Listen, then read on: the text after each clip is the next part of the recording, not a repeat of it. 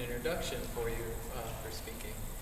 And so I was looking, well, why don't we use, the Bible? She came up with a suggestion using the Bible. So last night I was updating it, and sitting in our new house. We just closed down a house like last week too, so we can add that to the thing.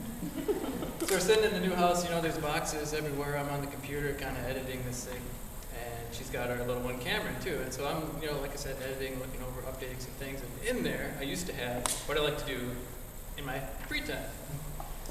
So I'm editing. I'm like, do you think I should put this back in? And she looks over. She's got the camera in there. She looks over at me. Boxes everywhere. We have free time. So, needless to say, highlight, delete. And so, it's a little short, but I do have some free time. It's just not so much later. So, anyway, good afternoon, everybody. Like I said, I'm in Hirvela. I'm in Some Prairie Utilities. I'd like to thank the leadership of the Some Prairie Committee and the Some Prairie Chamber of Commerce for inviting me here today. It's a very unique opportunity for me because I was actually at the first session at the Cross House for leadership Some Prairie, so it's kind of neat that I get to come back and provide the close, if you will, to all of this.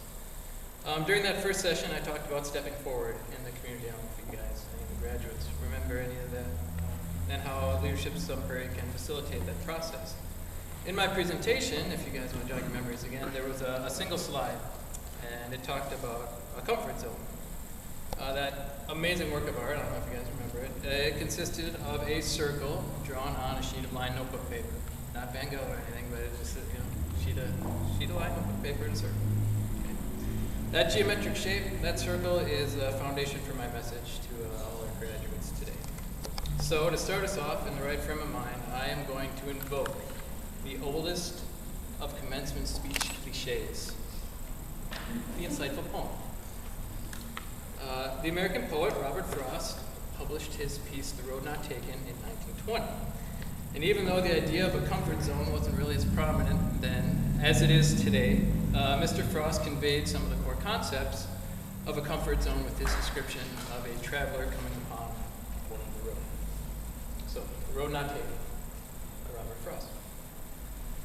Two roads diverged in a yellow wood, and sorry I could not travel both. And be one traveler, long I stood, and looked down one as far as I could, to where it bent in the undergrowth. Then took the other as just as fair, and having perhaps the better claim, because it was grassy and wanted wear. Though as for that, the passing there had warned them really about the same. And both that morning equally lay, in leaves no step had trodden black.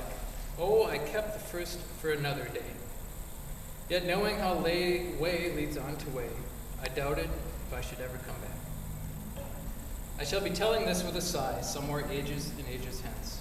Two roads diverged in a wood, and I took the one less traveled by, and that has made all the difference. So there it was, a split in the road, a choice to be made, and a risk in need of taking. The narrator stepped out of his comfort zone, took the road he thought wanted wear, and as he put it, it has made all the difference. He had no way of knowing if his choice was good or bad until he made it, and then evaluated the consequences. The simple truth in life is that neither do we. So all right, let's go back to our comfort zone drawing I talked about. I wish I would have made my own drawing in that first session, but for now, this is what I have to compare it to. Like I said, no Van Gogh over here. But this is my personal comfort zone. There we are. There's my personal comfort zone. You guys see all this white paper in here, right? No matter how big that circle would get, because it's a circle, there'd be no way to fill this entire sheet. There'd still be white space out here, still area outside my comfort zone that I could explore. Now, the way to do that, to fill the whole sheet, obviously, would be rectangular. And that'd just kind of be a whole different ball of wax, you know what I mean? Maybe next year's class can delve into rectangular comfort zones. But, we're going to stick with the circle. Did this circle change size for me during my leadership Some Prairie experience? You bet. Did it change in the last year? You guys heard the bio. Most assuredly, right? Did quite a bit. How did I live outside the zone? Well, I can tell you it wasn't anything crazy like base jumping off the Birch to Buy or whatever. something like that. Instead, I did other feats of daring do around Sun Prairie. I tried some new cuisines, visited some new restaurants. I sat on a job panel with Mr. Wicklund in front of high school teenagers. I brought a scarecrow to life like Frankenstein for the fall festival in Sun Prairie. And somehow I swindled my family, not little Cameron, of course, he wasn't born yet, but swindled the rest of the family into being on the Sun Prairie float for the Corn Fest parade. In full lineman gear. The kids weren't, but I was. So how about our graduates? Have you guys done things outside your comfort zone recently, in the past year? Yes, a little bit. Was it through Leadership Sun Prairie, maybe some of the sessions, or could have been somewhere else in life too? So now, just as there are two sides to every coin, I remarkably have two sides to this paper.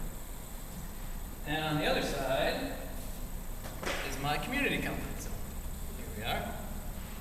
Kind of looks the same, but upon closer inspection, if I do the quick flip here, you guys will notice it's not as big as my personal one. In fact, it's a little bit smaller. So, ideally, you guys would like to think that, the zones should be kind of the same size, right? If you got a person that's got a fairly large comfort zone, a person that's willing to try new things and kind of break out of their habitual mode, shouldn't the representation, my representation of comfort zone in the community be the same size? I mean, if you're kind of an outgoing person. What does yours look like? You guys given any thought to that? Maybe right now, kind of mentally draw your comfort zone picture a little bit, versus both personal and community. So what can we do? What can we do to live outside our community zone? Maybe even expand it a little bit. Well, I'm sure the graduates found some solutions through their leadership journey already. You guys might have some ideas. Like our personal zone, we can start small in the expansion of the community zone too. We can do small things. Oh, she's even got the amplifier. So you can do some small things like the Sunshine Supper, maybe the School of Hope, turkey dinners for the less fortunate on Thanksgiving. I would really like to play. Even those small activities, can expand our zone in the community and possibly the personal one too. I know for me, the ones I mentioned earlier, my Frankenstein Scarecrow and the Cornfest Parade, they actually pulled double duty for me. They expanded my personal zone and my community zone as well. It's going to be the climax, so that's what we're doing. That's when all the feedback happens, right? Further away, the better. That's right. That just means the people that get to do the other ones are graduates, you guys. All right, so when our graduates walk out of this building this afternoon, they're going to have a choice. They're going to have the two roads diverge in a yellow line. They'll have the choice to look fondly upon this experience and think of it as simply that, an experience, and go on living exactly the way they have. They have the other choice. They have the choice to seek out ways to live outside their comfort zones. They'll have the opportunity to embrace the new and unfamiliar with no idea on how it's going to turn out. Making that choice could end up to be a good decision or an incredibly bad one, but it will still make all the difference. It will be an experience worth having. So I encourage all of you in this room to seek out the paths that are wanting a voyeur, not because someone else has not taken them, but because you haven't taken them.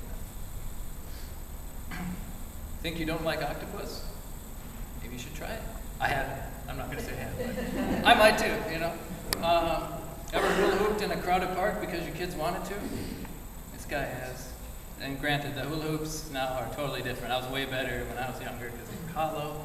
I don't know what they put in them now, but I get like 2 turns out of it, I swear. Ever given a commencement speech? That's a positive check for me now. Expand your own. Please, expand your comfort zones, both personal and in the community. And most of all, my tagline, please keep stepping forward. Thank you.